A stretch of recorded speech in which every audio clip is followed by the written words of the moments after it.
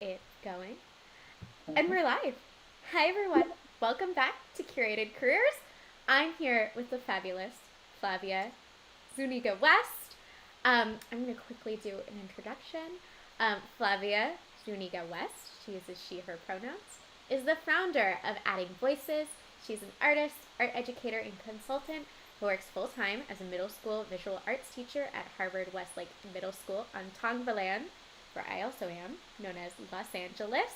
She holds her MA in Museum Studies from New York University and her BFA in Fiber and Material Studies from the School of the Art Institute of Chicago.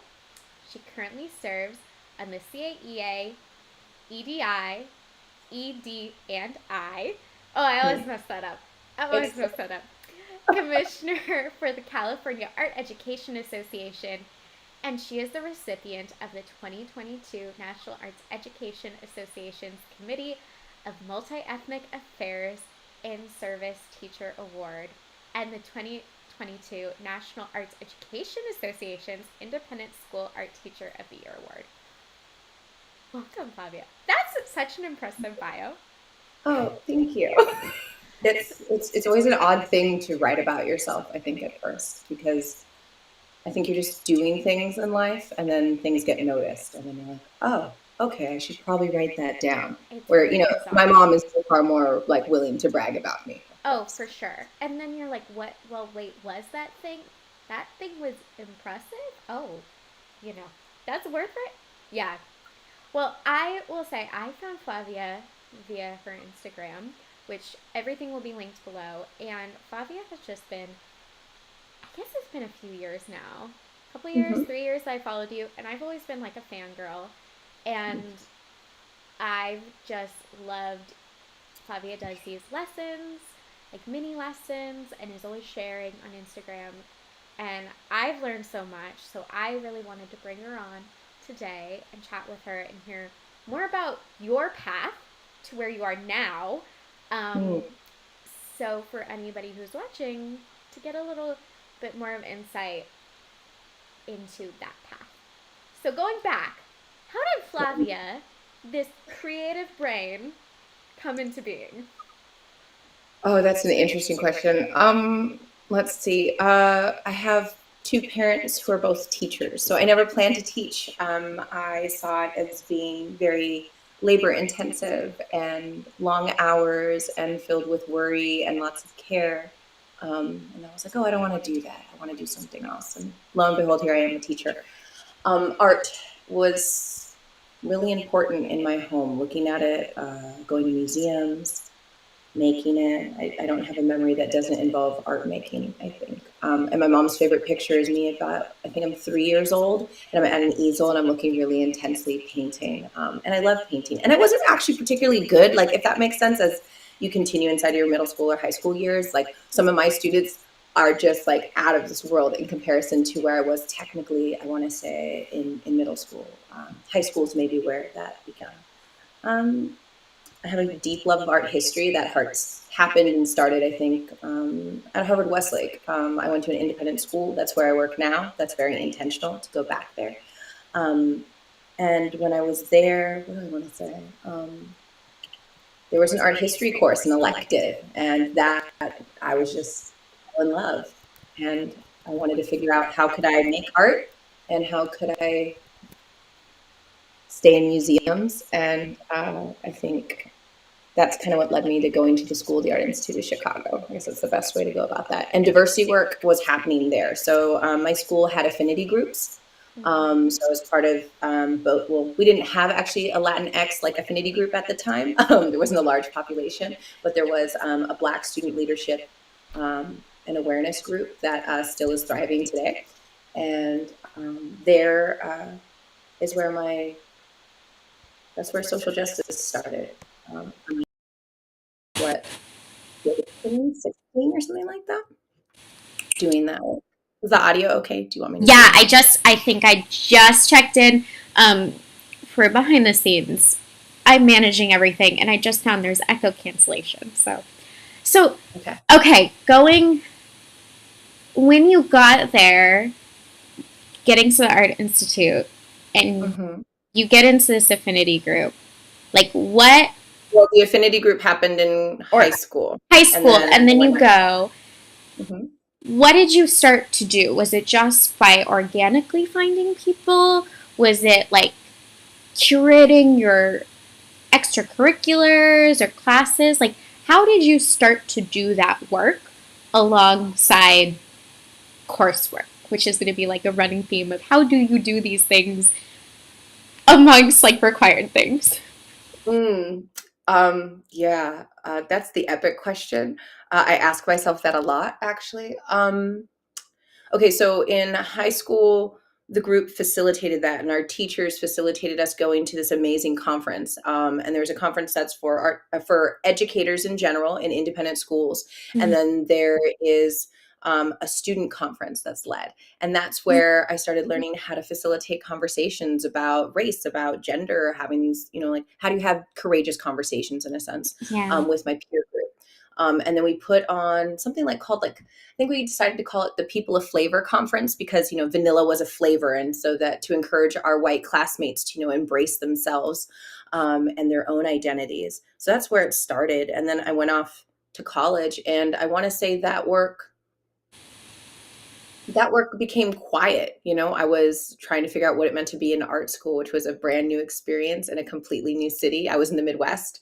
I Yeah. was taking in um, so much. I mean, coming from somewhere like Los Angeles, right? And then going to Chicago, which is very segregated, which was feeling different forms of racial tension. And being someone who's, biracial or mixed race, it's like being in that space.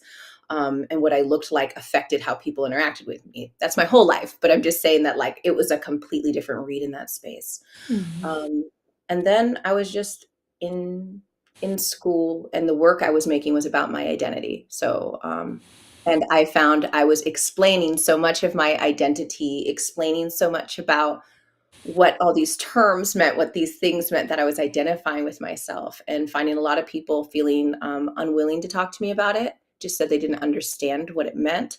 Because I was talking about intersectionality. I was talking Yeah. about these, I didn't have that word yet, but Yeah. that's what I was talking about in my artwork. So it's always in hindsight, right? 2020. And then I would say for a while, like that's where I'd say the pieces of diversity or equity and inclusion work, like the work, Yeah. um, was more personal at the time, if that makes sense. Yes. Seeking to understand self and using art as a vehicle in which to do that. Yeah. Yeah. So cool. Can I ask about your work? You ended up in fibers, but you just said you were always drawn to painting. How did we get to fibers? And Ooh, I good know it question. comes back. Like fiber is very important to you. So where do we? I, um, where do I start with that?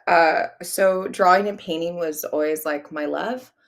Um, I also had a very big interest in fashion design and like wearable clothing. And so I was actually in the fashion design program, and it was so rigid and it was so intense, and the ability to cut right, like it Yeah. had to be right on the line and the seam allowances. And I didn't have a lot of sewing experience. And I had classmates who were just like, who had been sewing since they were 12, right? Or sewing since they've been 10, and were from the Midwest. And like, what else, they were like, well, what else would I do? Like, you're from LA. And I was like, oh, you're so funny. Um, so I was like, well, what am I going to do? Like, I love this thing. I love textiles. I like the stories that they're telling. And someone said, try the fiber material studies program. And that's when Nick Cave was teaching, though I never got into his class, which I really wanted to. Yeah. But he was Oh. at when I was there. So, Oh. one of the professors there. And so And I for joined. anybody who doesn't know, just Google him. Just Google his sound Yeah, suit. that's a Google. I'm not doing that. Yeah, Google. And so Nick Cave. And so I found myself in the fiber material studies program, and I found screen printing, and I found embroidery, and I found quilting. And so my entire master's thesis at NYU is on quilts. So I'll just preface Exactly. that, like, I'm a little obsessed with quilts to a point that's probably, I mean, it's completely healthy, as in I don't have a whole home full of quilts, but I really love quilts. Even if you did, Um, that's healthy. It's fine. yeah, it is. It's not too bad. It's definitely a love. I think that that's how I found my way to fiber material studies. And it was this aspect of piecing together things. And Mm. I feel like it was a form of visceral collage, right? And so that's how it kind of found its way into my world. And then thinking about intersectionality, thinking about where my worlds come together either harmoniously or a little bit more I don't know the right word for that, but or not.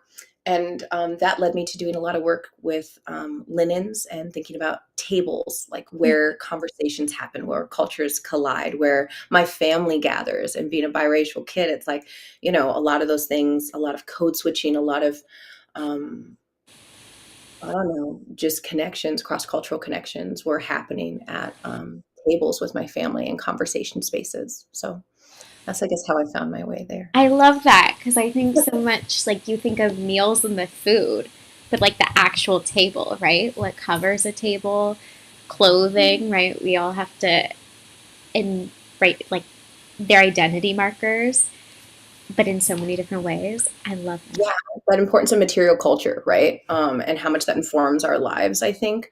The choice of what's on the table, the conversations that happen around it too. So it's like this multi-layered piece, I think, that I was seeking to understand, explain. Yeah.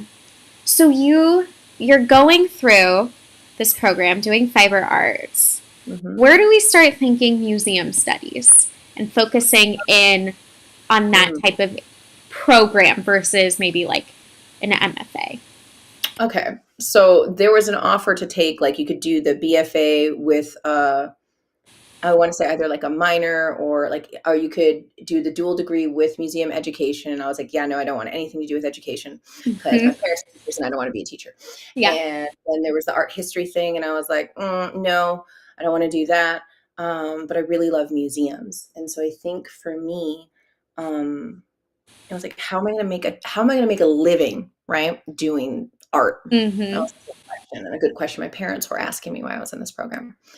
And how am I? I'm looking at my cat, hoping she doesn't knock something over. So if I move for a second, it's definitely going to be due to a cat. Which I'm technically not a cat person, but it's my children's cat. It's not really my cat. It's the It's communal good. cat. I mean, hey, the dog could bark any second. So Yeah, this hold is on. real life. We're real life here. You're right. Well, Real but people. yeah, hopefully that works out. All right, I'm back. So I think that it was a huge part about my program or the School of the Art Institute of Chicago that most people don't know, unless you've been there, is that the program, all of the studios are housed inside of the museum. Hmm. So you get to walk through the museum and you get free like you can go through the museum anytime as a student. And so that's what I Yeah. do. I just spend all my free time sitting in art galleries, drawing and staring. And I was like, I love it.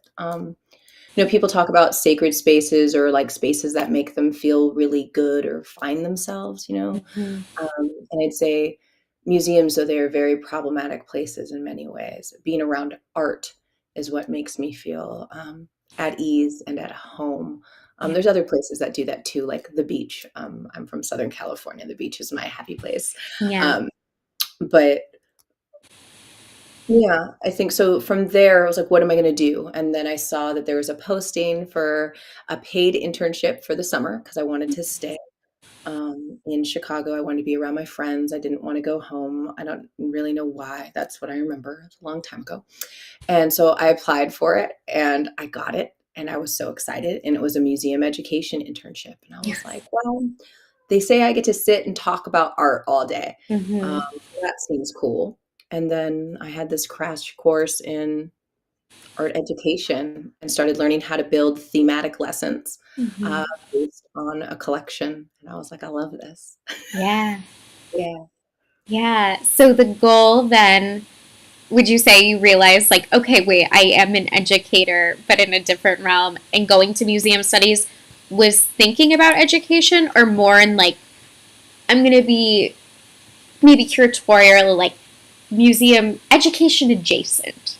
Yes, I wasn't sure what I wanted to do. I was very interested in meeting and talking to the curators, and all of them. It's the Art Institute of Chicago, so it's a very specific collection, right? Yeah. Impressionism, right? Like reigns supreme. And they were like, you have to make sure you're special. Whatever you do, don't go into Renaissance. Whatever you do, don't go. They're being very specific. Yeah. Like, don't go in, and they're like, and make sure you have a language. Don't just do French. And I was like, okay. And then I started looking into programs and I was like, okay, well, I don't want to be just an art history major. That feels too limiting. Yeah. Do I want to, what was the other one? Do I want to go into textile design? That could be cool. And I was like, no. And then museum studies came up, and that felt like it gave me this centered focus, right? But at the same time, enough flexibility to kind of swim in that and like be able to see if I wanted to be more so in the curatorial realm. The idea of, I mean, it seems natural actually when you think about what you do leading a thematic lesson. It's like make a thematic lesson about X, Y, or Z using the collection. You're like, okay, cool. That's curating. It is Like, like 100%. creating a curriculum is curating Yep. something, right? Like this word curation has also changed, I'd say in the past 10 years about how we use that word, how common we see it now. When people are like, oh, a curated collection of food, a curated collection of this or Curated that. feed, curated Mhm. playlist. Exactly. So I think this word has changed with over time. And that also comes with this aspect of privilege that comes with that word, right? To be a Mhm. curator is this very heavy thing.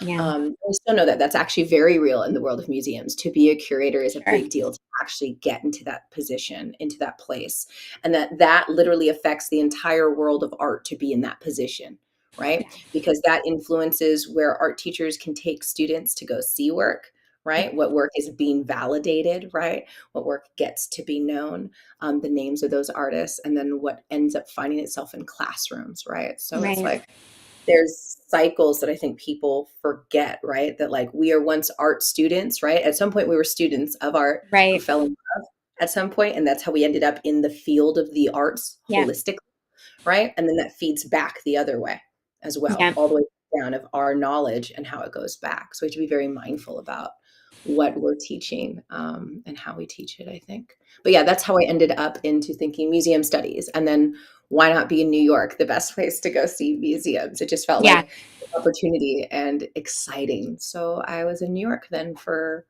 2.5 years after that. And I'm dying to ask, tell me about your project.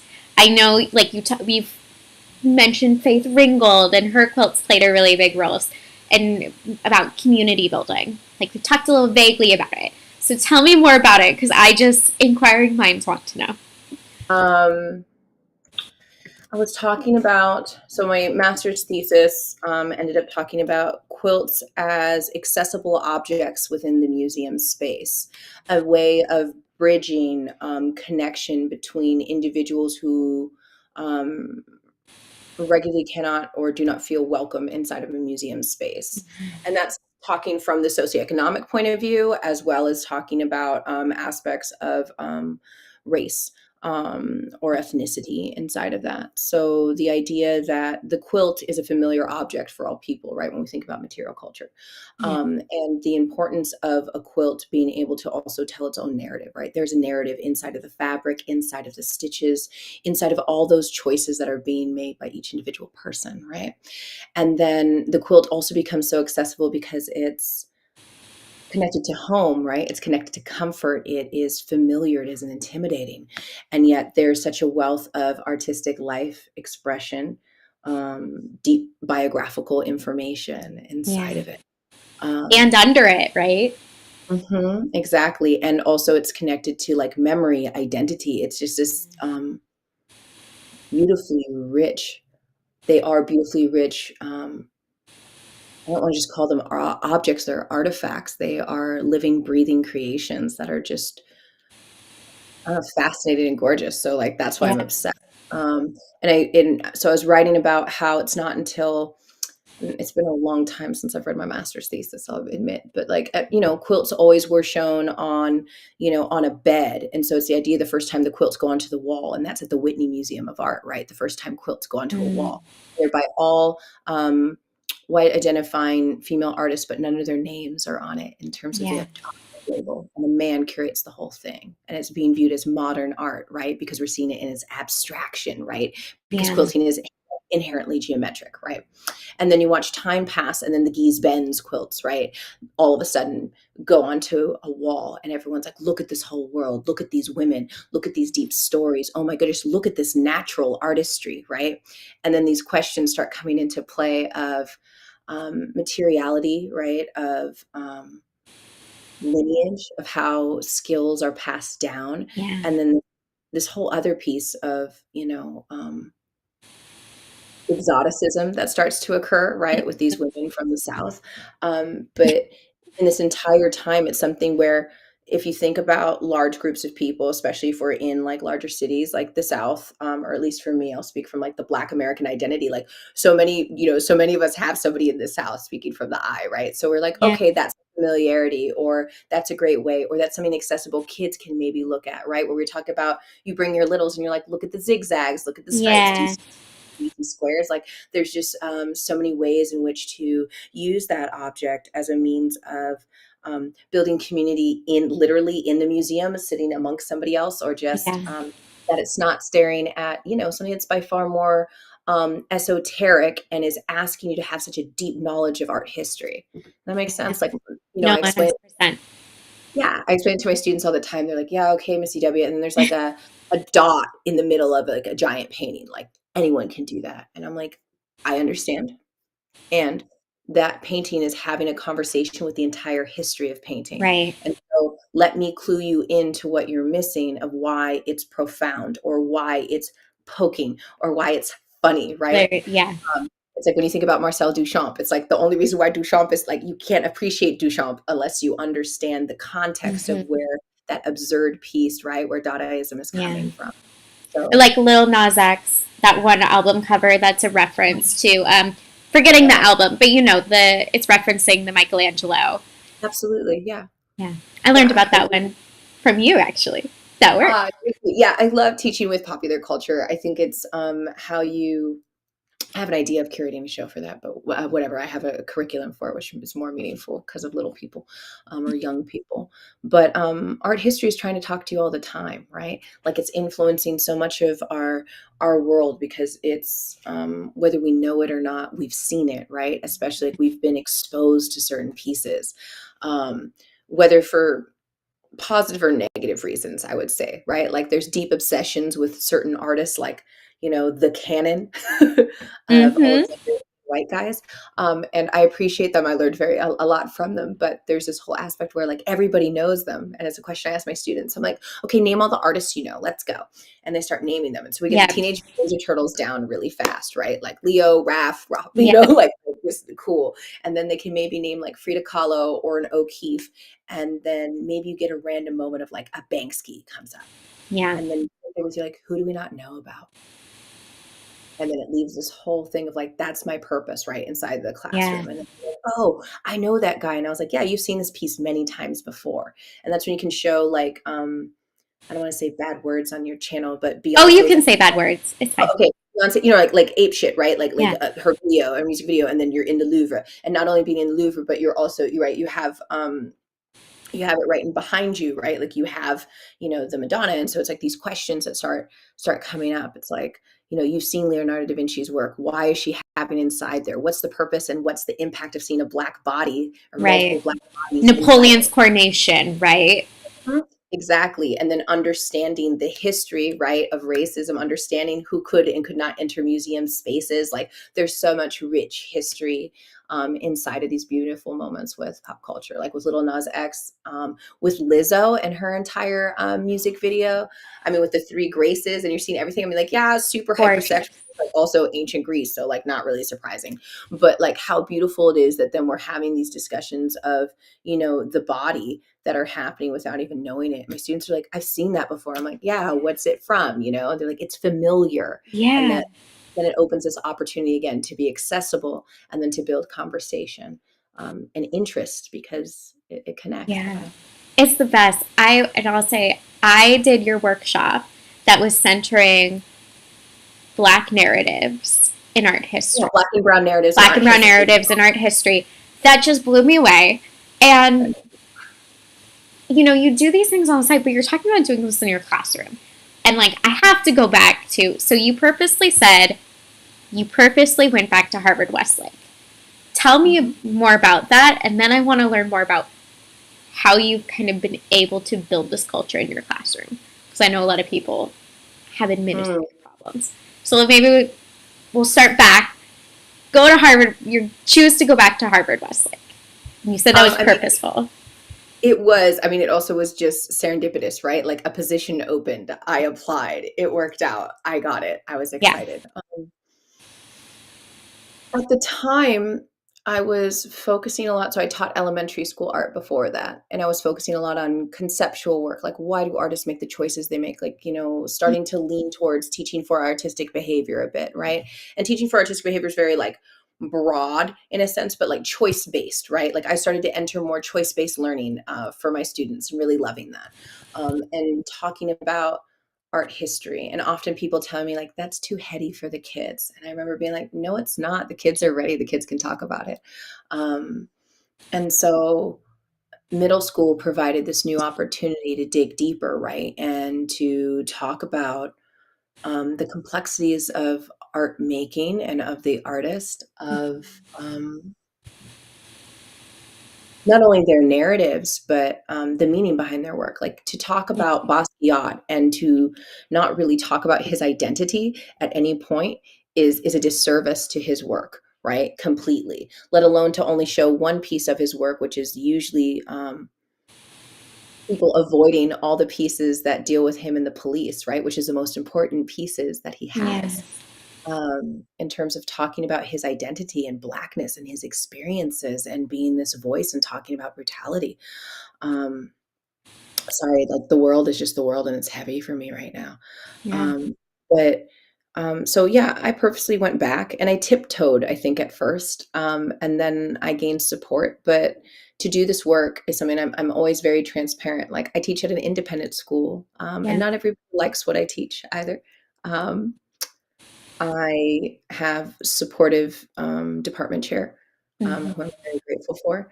Um, and I also read a room, and you don't always have to be so direct, would be my word choice. Yeah. And it's asking a lot of open-ended questions for students to figure out where they are, to talk about this concept of power. And that starts with thinking about my classroom space, right? Like that starts with building classroom community. That starts with, um, creating safe spaces, having community norms. And you can't talk about community norms without talking about power because it's inherently that's why you're doing it. You're like, I want you to feel empowered, right? We often think about power over people, right? This idea of like this hierarchical sense of like Yeah. bow for me, like it's negative. And there's also power like with one another, right? There's power with each other to like Empowered make too. the power to and the power with and the power within, which is something that I talked about a lot, yeah, in my workshop. And so I lean on that with my students to create an environment that way. And that contract, that mutual community agreement goes home, right? Which kind of says like we do talk about these things. We are going to lean into courageous conversations, but not every single lesson is that. Yeah. Like not every lesson is going so deep and is extremely heady. Like some things are just an investigation into a material, right? Or artistic process. Yeah, I don't know if that answers the question. Yeah. Yeah. And I think the point about when you open it up, right? Before this, I was chatting. We have a high school art show going up this weekend, and the theme was action, art, and activism, right? And the things we got are like in will blow your mind, and you give them a little prompt, a little open-ended questions, and where they go, right? It's not Mhm. like you're putting that in their head, right? You give them the space, you let that shape, right? Absolutely. Well, students have their own minds and voices. Yeah. People seem to forget that very often, especially when you're in the middle school to high school range. And Yeah. then we also have to think about the level of exposure. Regardless of what they're learning in class, there's TikTok, everybody. There's YouTube, there's Instagram, like Yeah. there's Snapchat. There's all these other ways that they're receiving information, that they're learning about the world, that they're able to have these dialogues and conversations, right? So much that is informing them and their own lived experiences, right? And I talk about that, I think, a lot with my students, actually. I talk about the importance of our lived experiences being validated, right?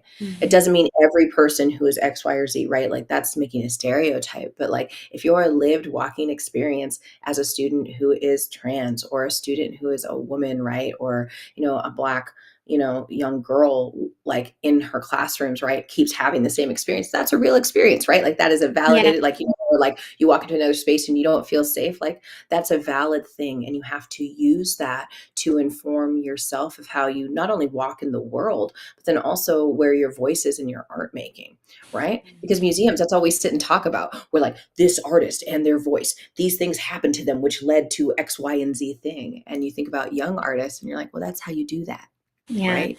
You go inward, you use your own life experience in which to Yeah. do that. And Yeah. bringing that life experience to how you understand that work, right? I Yeah. think we were talking so much about this in that one workshop because we're talking about this idea. I'm going to go back to it, right? Talking about, okay, well, you can talk about the historic work in conjunction, but also give that space to let people respond to it, right? Without that, this is the correct answer, right? Our lived experiences don't end with what we create, but also in our dialogue in regards to somebody else's, right? Absolutely. It's like, yeah, sure, we see, think, and wonder, but like what work are we see, thinking, and wondering about, right? And beyond that, it's if art is supposed to be in dialogue with us, then you have to find work that can be in dialogue with the particular um, audience you have, right? That's such an important part. Like when we talk about museum studies and the function of the museum as a whole, right? Beyond being this authoritative power structure, which it is, it's like even the way we enter it, right? Like the way in which museums are built, the architecture itself, right? It is indicative of like I walk up the grand staircase up to Mm-hmm. enter like where do I enter? Usually you enter impressionism, or usually you enter like the Greek pantheon of artwork, from there, and you think about the power of the museum and then what it can say, right, and what it can do. So it's coming back to that, I think, thinking about how we can be mindful, and that comes down to like audiences, right? When museums are like, oh my goodness, like we're not engaging X, Y, and Z, like that's a whole department, right, where people are paying attention to visitor services and who's coming Yeah. inside. There's so many pieces to the museum, and so I think we forget that like the art on the walls, the stories that we're telling, those narratives is what's going to bring people in at the end of the Yeah. day. Yeah. So true. Um, so I, yes, I'm saying some thumbs up to that. Absolutely. So I put up some questions on my Instagram, and some people submitted some. Oh, that's cool. And I will uh, make sure people who are joining can ask at the end. So we've already talked a little bit about this, about your advocacy work outside of your full-time job. But people were wondering how you were able to do that. One, in time management, but I think also just like, how did you go about Mm. founding like a full conference, right? But also, Flavia Yeah, has amazing Patreon and like these other things, right, that are not just, they're more public, I guess. How do you do that? with help. The conference with help. Let's see. So Adding Voices was founded in 2020. So the pandemic hit and I was very pregnant and very, very, mm, I was deep in discernment about the world. I was deeply in pain and trying to understand as a parent the world that I had chose to bring my children into, right? With my younger son who was 4 at the time and my daughter who was going to be born in June. Um, and I kept thinking about like, what am I going to do? And I was new to Instagram at that time, maybe like a couple months in. I finally like joined. I was like, yeah, okay, cool. Um, and I kept seeing people saying like, oh, we should do something. We should do something. We should do something. Um, and I was like, well, I've attended a lot of conferences on equity, diversity, and inclusion, and it's my passion, but it never focuses primarily on art. It's always finding it through the humanities, or right, like through literature, like through these other different fields of study. And so I thought, what if I make it just for art education? What if my mom laughed. She's like, you made the professional development opportunity that you've always wanted, like for yourself, like you just made it for yourself. And Yeah. I did. So that's where I kind of dipped my toe into, like, I don't have an art ed background, right? Like my background isn't, art education. And so I started seeking out, I'm like, who's making work about, who's writing about these things? Who's writing about race? Who's writing about whiteness? Who's writing about these lenses, right? Who's writing about this history? And so I found myself, now like seeking my mentors, right? Yeah. And reading a ton, because you have a lot of time when you go on maternity leave. Not tons of time, because I still had, like, a little one and lots of A things going four-year-old. on. That's yeah. But we're in a Newborn. pandemic, right? So Yeah. it's like, some people wanted to bake bread. I've already known how to do that. Like, I was reading, I was feeding my mind. I wanted to grow. I wanted to figure out what to do. I felt um, a burning sense of purpose and a need to do something. So one of my really good friends was like, you should do it. Do it. And I was like, I don't know how to put on a conference. She's like, I used to put on conferences. We'll figure it out. Like, do it. And, sisterhood is everything. That's what I'm going to say. Like, for me, sisterhood is everything. Like, the community I have found in the women I work with, I'm very lucky. There's incredibly strong, brilliant Black women who surround me at my job. And they're just fierce for me. And they inspired me and, like, cheered me on to do it. So, okay, so I decide June, like in June, okay, cool, we're going to do it. My daughter was born May 4th, and on her 1 month birthday, which I didn't really think about, but I made it June 4th, and I hosted Adding Voices. The entire conference was asynchronous. I reached out to each individual professor and person, asking them if they'd do this. I had a previous relationship a little bit with Dr. Acuff. I have a piece in her book, Multiculturalism in Art Museums. Mm-hmm. So I was like, dear Dr. Acuff, I don't know if you'll, remember me, but, whoop de whoop whoop, and I'm hosting this conference and it's free. And I was wondering if you'd Mm-hmm. see if you'd be the right person. And she said yes. And everyone kept saying yes. And so there the conference happened. And a few people I knew through Instagram, right? Or a few Yeah. connections. And then afterwards, people were hungry for more. And my friend Sydney Schneider was like, do you want to make a page? I was like, I want to make a Patreon. And she's like, okay, and offered to help.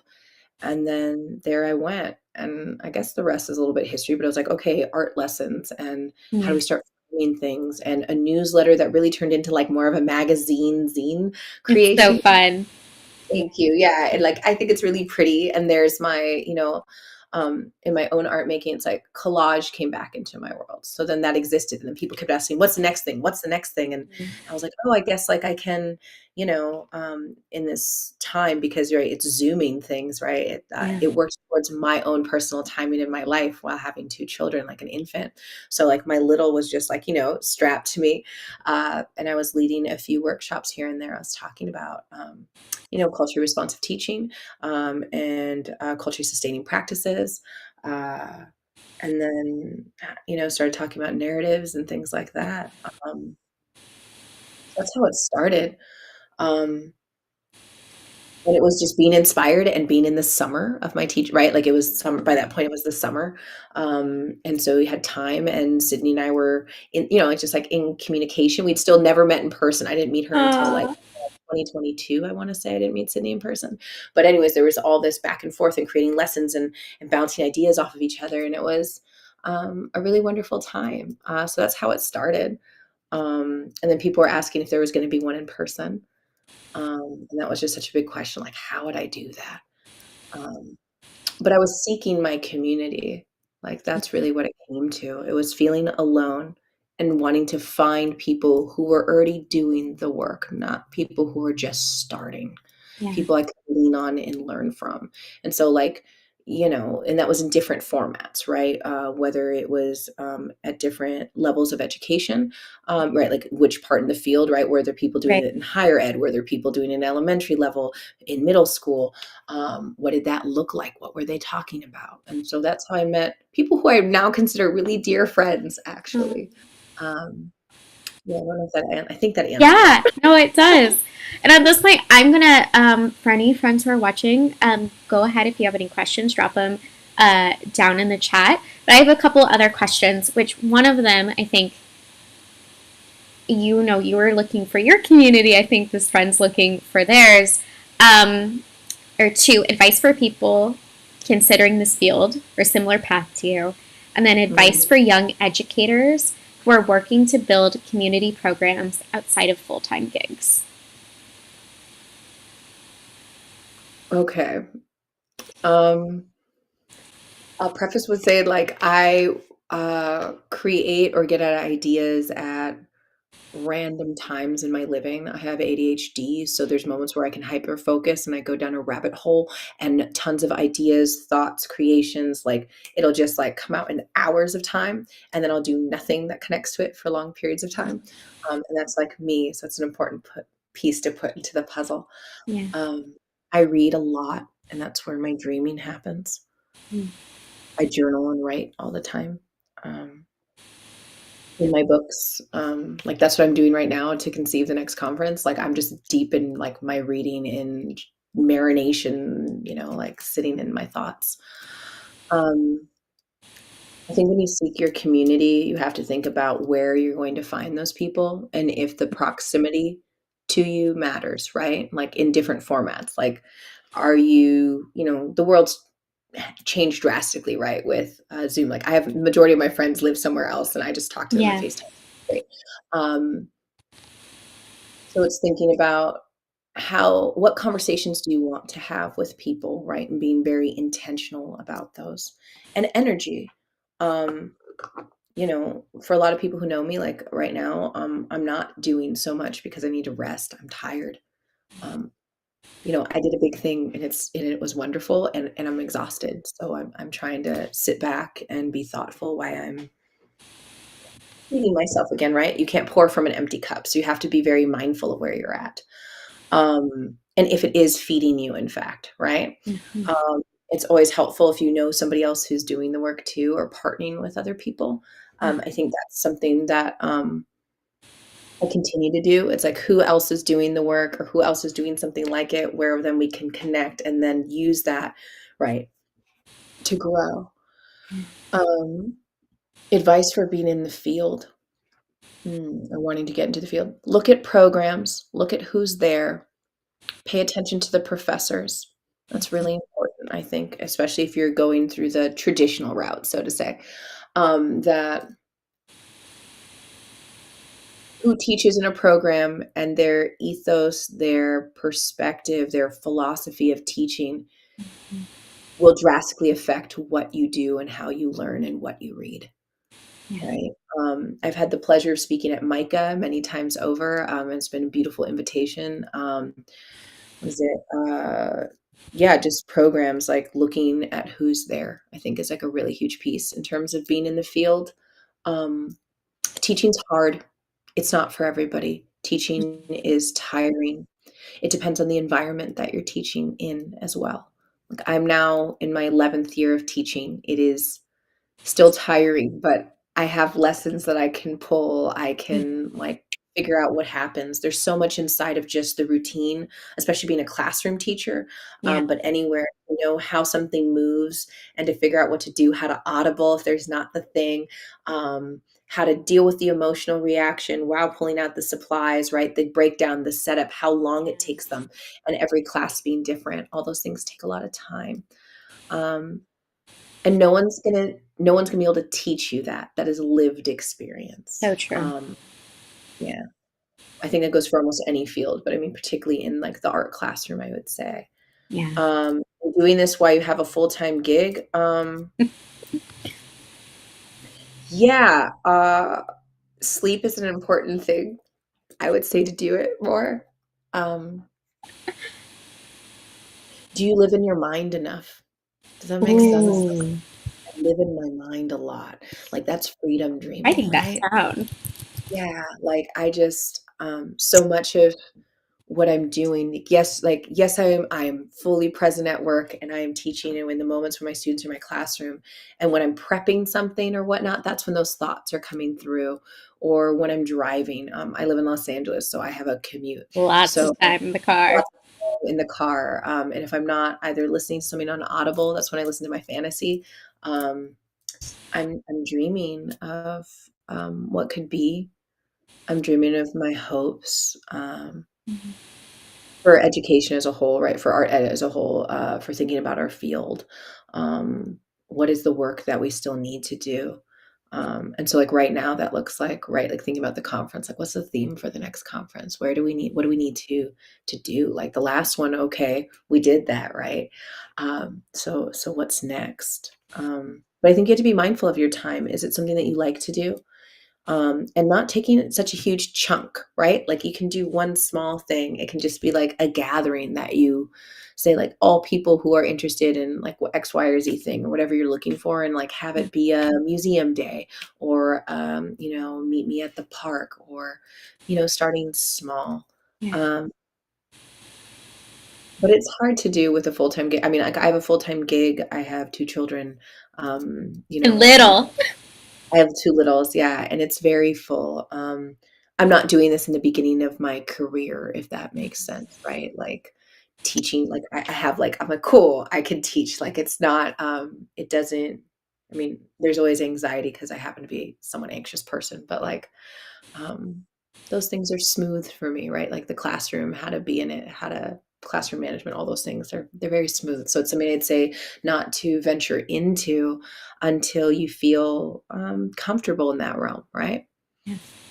Um, and you can find community going to events. I think for me, it's like conferences and events and things, that's where I first found community, and then Yeah. it kind of built from there, most of the time, I think. At least now that's what I do, right? And if adding voices is a place that speaks to you in any way, then like, like reach out. Like, is there a particular community you're trying to connect with? Because it was beautiful in person. Like, Mhm. I know in so many different ways there was just beautiful connections in so many different forms, right? It was like a beautiful, loving, welcoming, queer like space Mhm. in the true meanings of both of those words. And Yeah. it was wonderful to see people just filled with joy and authenticity and excitement. Yeah. And I think that can be found in many places. But intentionality, like who are you seeking and what connections, like what do you want those people to be interested in doing? Because there's lots of art lovers in the world. So like what are you looking for, right? Like what kind of community inside of Yeah. that? Yeah. So true. Taking that like self reflection to like look at what that is, right? Yeah, I think self-reflection is, I mean, I think it's key to everything, and knowing yourself, but what is it that community is going to help you with, right? Like having community is important in general, right? Like we are interdependent beings, not codependent, but Yeah. interdependent.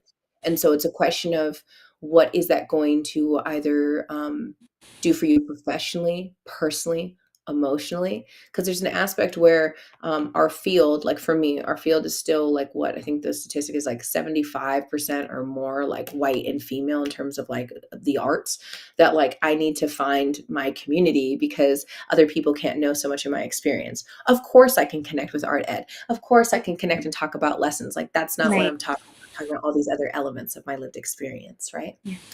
Um, but yeah, leaning into going to the IG live and maybe then you find someone's profile, right? And then it provides this opportunity.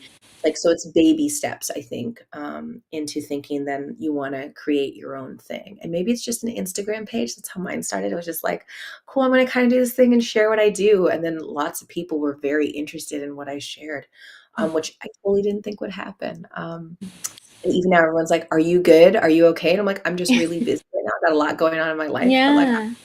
I'll pop back Yeah. out there soon. Sometimes it's a good thing when people are not active online. It means they're having a life sometimes. Right, like, and that's another thing, it's like, real community is important. Mhm. So are, families, that's like chosen family or your actual Yeah. family, right? Or families. that you have in your life. And the internet is a wonderful thing at times. And it's also like not like, right, like Instagram, all these things, like there's real people. I've been loving that. Emmy from Indies Night, I just did it, and a couple of other people where they're like the people behind the account. Like it's just people, I'm right? listening. I'm listening. Suki got too excited. Oh, Suki, you're with me. You're so excited. So excited. Yeah. But it's like there's a level where like the internet isn't like Instagram, you can connect to people, but like it's still curation, Yeah. right? So it's being mindful of that, right? And thoughtful that the people you reach out and you don't know them personally, right? Like it takes time to invest and know people. And it's a lot of energy. So I'd also say be mindful of your energy, like be self-reflective, be mindful of your energy and what you're seeking and how that's going to feed you, right? Because is it that you're seeking community or you're seeking a way to communicate how you feel or your own voice, right? Because that can be through art making or journaling or these other forms of, right? Or do you not know a lot and you're seeking to know more, then that means you need to like read and find resources and then go back in to do the work. It's not actually that you need these other people, right? Or is it a book club or other things like that? So right? true. So true. Yeah. Okay, one last question because I want to be mindful of your time. Thank Now you. that you're in this season of marinating, which I love that you use that word, it's such a good one. What are you marinating on or what's inspiring you as you're reading? Can be education related or something not. What's inspiring you? Right now I'm looking at, I have like my work bag near me because I was like trying to make sure I pulled everything out to like be here. I'm reading a lot about care. Just reread Bell Hooks, All About Love, Mm. which is beautiful. If you've never read it, you should. Um, I'm about to start reading some James Baldwin again because I think it's time to reread. Um,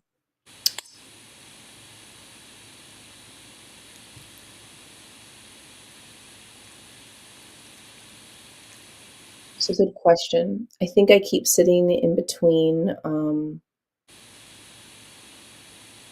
Jen White Johnson said it inside of her keynote, and it's a word that sits with me because it's like thinking about our heart work, right? Like the heart work, and what our heart work is. And she was saying what her heart work is. And I think I've been coming back to my heart work within creating this, right? Like I didn't think anyone was gonna come. Does that make sense? Like when I made Adding Voices, like 10 people signed up and I was like, oh, okay, that's cool.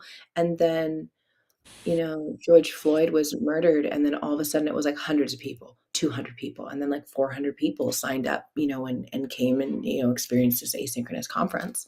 So I think I started thinking about like, what do we need to be fed, right? There's this question of like, we need to be nourished as individuals. And so I'm questioning, what do I need or what I've been noticing I need, let alone what other people could need. Thinking about my community, right? Because I'm always centering those of us who often are not heard, right? And don't have the space. So I think I'm sitting in a lot of that. I mean, granted, politically, with the way the world continues to move, is informing choices. But my two favorite, like what I've reread now for the second or third time, is it's called The Care Manual: Dreaming Care into Being, and it's a Oh, really beautiful, beautiful piece. writing that down, the care manual. Yeah. And my favorite part, I was sharing it with my students. It's like trying to, it's dedicated, to it's just like talking about a liberatory tool, right? For active imagination and guttural desire for change and devotion to praxis. And I'm a firm believer in praxis. It's like what drives me. And there's this whole section that says lived experience as praxis steps. And that's where I share this with my students. It's like trust life and its information. Identify and outline values. Name where values already show up in how you live. Fill in the gaps by refining values.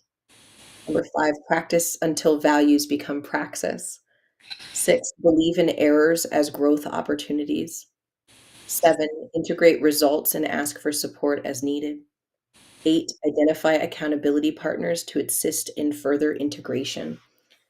And then it's asking for these moments about reflection, and it's really beautiful. It talks about the body and how we move through things, and tools. I don't know, it's beautiful. So I'm seeing a lot in concepts of care and compassion, Mm-hmm.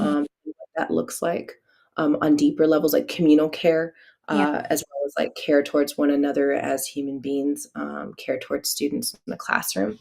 And I'm reading right now and really enjoying, Feeling, Creative Practice, Pleasure, and Black Feminist Thought by Bettina Judd, Ooh, which has like a really pretty cover that's to it. gorgeous.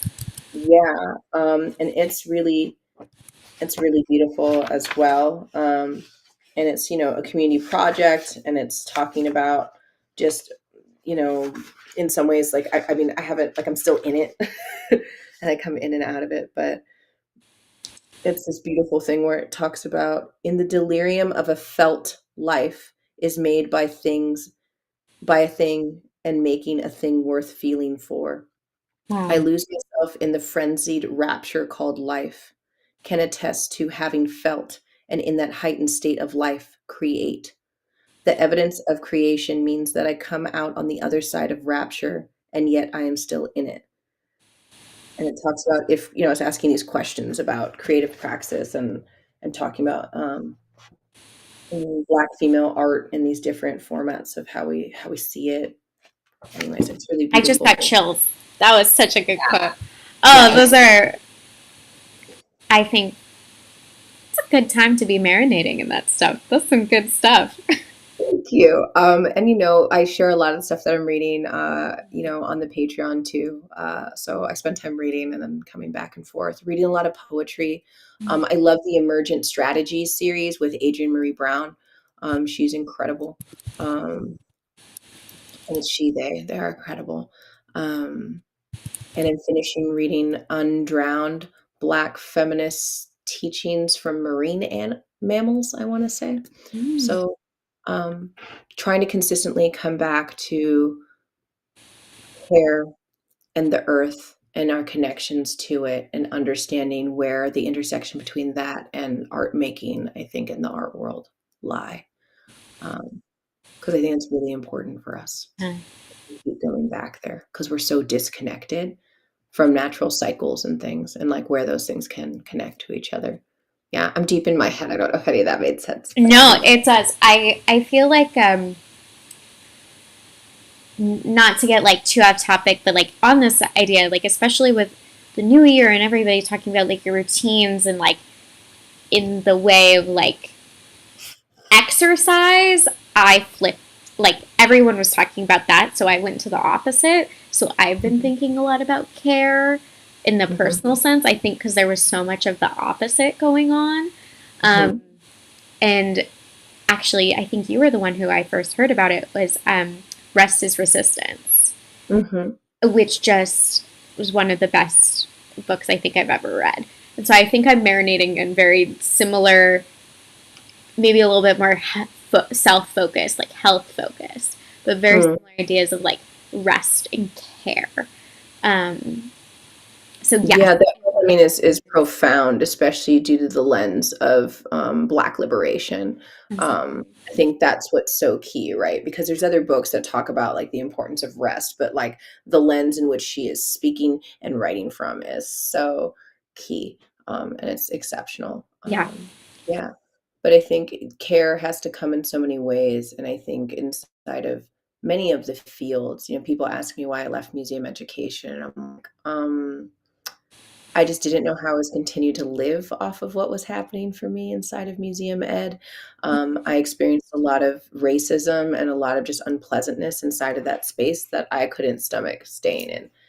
I question that now when I see, female curators and all these amazing women who are out there doing the work, all these amazing Black and brown women who are just like out there and like changing the field in it.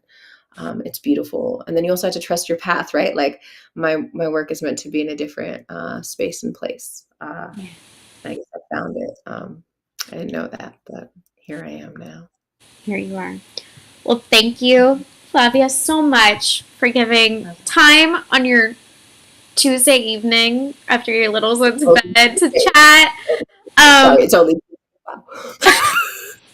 I appreciate it so much. Again, in the description, I'm going to have links to Flavia's everything, Adding Voices Everything, and Patreon, so you can continue to learn from her, because as I think you can tell, wealth of knowledge and somebody that I love to learn alongside. So thank you, and I'll see you in the next one. Bye. Sounds good. Thank you so much. Bye.